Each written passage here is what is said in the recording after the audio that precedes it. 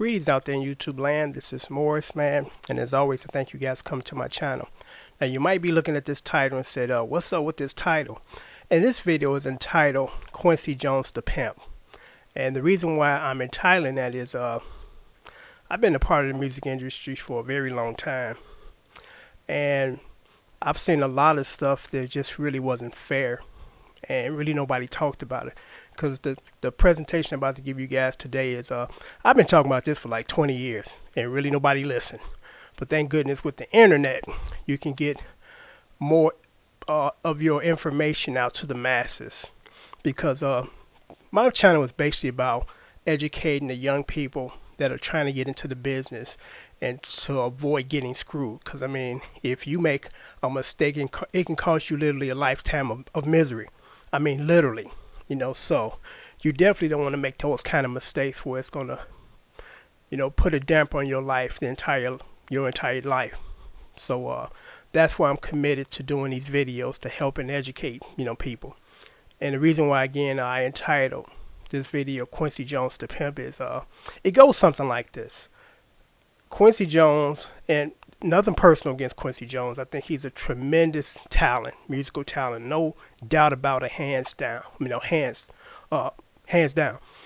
But Quincy has come up with kind of I guess a unique technique where there's no doubt that Quincy Jones or a Quincy Jones type can elevate your career literally overnight. You can be somebody singing in a nightclub today, tomorrow you could be somewhere performing in Carnegie Hall because he got that kind of juice, you know, that he can put you out there. And as you notice, over the years, he put out these albums that featured or showcased a lot of these talents. And, you know, the Brothers Johnson was like one of the first people or groups that he got that started. Because the Brothers Johnson started touring with him as soon as they got out of high school because they were just that good. I mean, they literally waited almost the day that they graduated from high school so Quincy could grab them and take them on tour with him. And that's what he did. And Quincy Jones himself said it in the interview. He said after he got together with the Brothers Johnson, every album that he put out after that had at least one composition from the Brothers Johnson on it. So that lets you know that Quincy Jones thought that they were that good. And they were that good. Or still, well, they were that good. You know, rest in peace, Lewis. So he started producing the albums. And actually, before he started producing their albums, they were featured on some of his albums. I know for a fact, Mellow Madness and a couple of others. But here's something interesting that most people don't know or don't think about. Right here. This is their second album. And I'm looking at the song credits. And I'm going to tell you about this in a minute. Okay, Right on Time, which is the title track. First person as far as writing credits, Quincy Jones, then George, then Lewis. Then it gets really interesting. Let's see. Never Leave You Lonely. And I just kind of actually seen or noticed this about a week ago when I was going through this book to do some more covers on here. So there's a song, it's a ballad, it's called Never Leave You Lonely. And these are the writers. Lewis Johnson, Valerie Johnson, which I believe was Lewis Johnson's wife at the time, and Peggy Jones. Now you ask yourself, who's Peggy Jones? Peggy Jones is Quincy Jones's wife. And before she was Quincy Jones's wife, she was Peggy Lipton. She was the lady from the Mod Squad, the white girl from the Mod Squad. And Quincy Jones married her. Now you ask yourself, the brothers being such prolific writers, why would they need the help or enlist the help of his Quincy Jones' wife, who's not known as a musician? And I'm going to tell you why.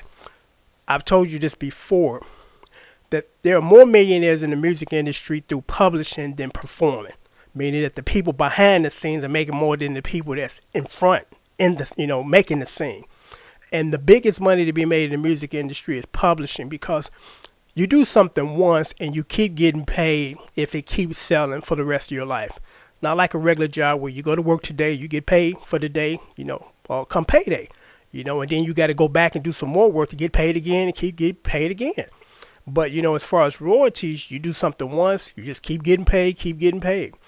And the reason why Peggy Jones' name is listed in the credits just to get royalties for the rest of her life, and that's the bottom line, which is really, it's a bogus industry, when you think about that, because Jackie Wilson literally died penniless, and I believe he died in a nursing home, if I'm not mistaken. And Jackie Wilson was like the Elvis Presley before Elvis Presley. And another interesting fact, Lonely Teardrops, which Jackie Wilson wrote, his manager, I forgot his name, but he was notorious for putting his names on some of the credits of these records to get royalties. And on the flip side of that particular 45, if I'm not mistaken, Jackie Wilson wrote that song. I forgot the name of the song. But also there was another person listed in the credits too. It was the manager's son. But guess what? His son wasn't even born yet. So they've been setting themselves up to get paid for a lifetime. And, this is just a prime example of Quincy Jones pimping people. Because, you look up and see people's names on stuff that shouldn't be there. And you wonder, how did it get there? Because you don't believe that they helped him in writing it. I seen a interview with the Ohio players. And I think it was like 8 to 10 of those guys. And they said they made it a point that, when they wrote their songs, that everybody got a credit for the song. And that's a kind gesture, because maybe everybody did not contribute as much as the people that wrote it, but they did at least perform on the recording to make the recording a success. So that's totally understandable. No one's really trying to take advantage of nobody, actually trying to look out for each other, which I commend them for. But, this kind of stuff here, as far as people just slapping their names on these songs that don't deserve credit because they didn't put any work into making these compositions what they are, but that's the nature of the business. If you don't be careful, you got people that come around and they promise you something, but in return, you got to give up a lot of stuff for the promise that they made you to help, for them to help you.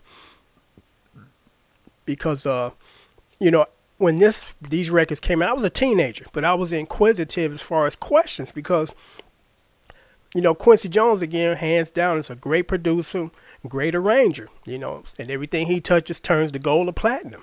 So I'm asking myself, because he produced the first album, he produced the second album, he produced the Blam album, or Blam, and I think maybe one more before the Brothers Johnson went on their own. And the first album that they recorded on their own and did their own production was called The Real Thing. And it wasn't as good as the other prior records, because, nobody can replicate a Quincy Jones production. So I was wondering, I'm like, wow, they're in the best arranger's hands in the world. So why did they break camp and leave? And that's the reason why, because Quincy Jones was slapping his name on the credits, and his wife and these other people that, just trying to get a piece of the royalty when they didn't deserve a piece of the royalty at all. But that's been going on in the music industry forever, especially like in the 50s and the 60s. Frankie Lyman and Santiago, I forgot his first name, they were the composers of Why Do Fools Fall in Love. But Mr. Levy, which was their manager, slapped his name on there. And, so he got paid too. And they went to court and they tried to, get this resolved as far as taking his name off, because, he didn't deserve to be there because he didn't write the song. Matter of fact, when they were auditioning, to get a spot on his record label, they sang that song to him, like in the movie. They sang that song, so that means that they wrote this song before they even met that man. But yet, he put his name on there. Berry Gordy, the same thing. He's notorious for that.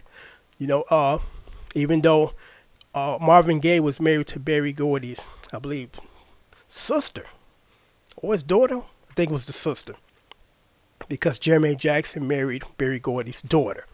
So you would think, since he's married into the family, that he would have a little pull, but it's been, documented that him and Marvin Gaye didn't get along at all. And Marvin Gaye fought him tooth and nail as far as creativity, because, of course, Marvin Gaye was a very talented man.